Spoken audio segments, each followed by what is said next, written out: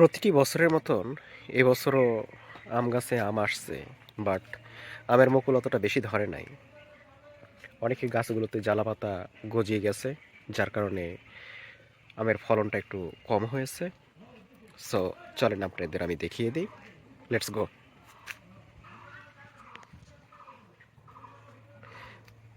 এই হচ্ছে আম গাছ, আম গাছের ডালপালা দেখেন, হালকা হালকা আম আছে। কিছু কিছু জায়গায় অবশ্যই মোটামুটি ভালোই ধরেছে। এগুলো ছোট ছোট গাছ। এই গাছগুলোর বয়স 4 বছর। এই গাছগুলোতে প্রচণ্ড আম ধরে, এত পরিমাণ আম ধরে যে আমরা অন্যান্য বছরে এই গাছগুলোতে ডালপালা বা বাঁশ দিয়ে বেড়া দিয়ে রাখা হয়েছে, ইয়া দিয়ে আর কি, ঠেক দিয়ে, যেন গাছের ডাল ভেঙে না যায়।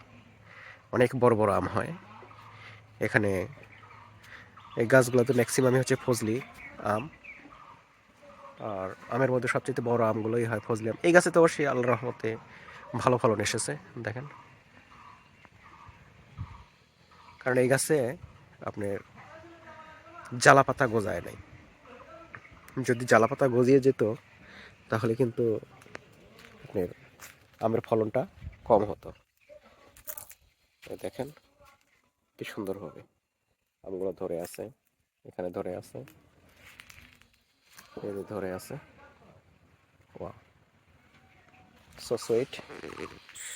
আর আদার্স গাছগুলোতে, যেমন এই গাছগুলোতে আম নেই, এই গাছগুলোতে নেই। যে গাছগুলোতে এই গাছগুলোতে যেমন নেই, এই গাছগুলোতে দেখেন সবুজ পাতা গজায় যাওয়ার কারণে আমের মুকুল নেই। যে ডালে বিশেষ করে আপনার আমের মুকুল আসবে, সো মুকুল আসার সময় যদি বা পূর্বে গাছ কোনো ক্রমে যদি শক্তি বেশি পায়, সো সেই মুকুলগুলোতে জ্বালাপাতা গজিয়ে যায়। আর জ্বালাপাতা গজিয়ে গেলেই আপনার আমের বা অন্য আদার্সও বা বিভিন্ন কারণ থাকতে পারে, আপনার ফলন কিন্তু ভালো হয় না, ফলন বাজে হয়। আর যে গাছগুলো পূর্বের মতোই তিরতির করে, বেশি শক্তি পায় না, এই গাছগুলোতে ফসল বেশি আসে বা ফলন ভালো হয়। তার চাক্ষুষ প্রমাণ এই গাছটা আপনাকে আমি দেখালাম, এবং সামনে যে গাছ আছে এই গাছে কিন্তু খুব একটা মুকুল আসে নাই। এই গাছগুলোতে অবশ্যই মুকুল আসছে, এই গাছকে জ্বালাপাতা না গজানোর কারণে। আর এইদিকে আবার জ্বালাপাতা গজিয়ে গেছে, যার কারণে আমের পরিমাণটা। ওকে, আজকের মতন এখানেই সমাপ্তি। আল্লাহ হাফেজ। ভালো থাকবেন, সুন্দর থাকবেন, সুস্থ থাকবেন। আবারও দেখা হবে অন্য